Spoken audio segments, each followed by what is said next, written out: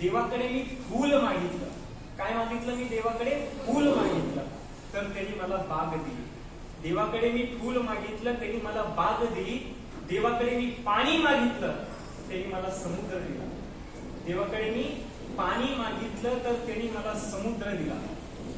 देवाकडे मी घर मागितलं तर त्यांनी मला राजवाडा दिला. देवाकडे मी घर मागितलं तर त्यांनी मला राजवाडा दिला. आणि ज्या वेळेस देवाकडे मी देवच मागितला त्यावेळेस त्यांनी छत्रपती शिवाजी महाराजांसारखा राजा दिला. छत्रपती शिवाजी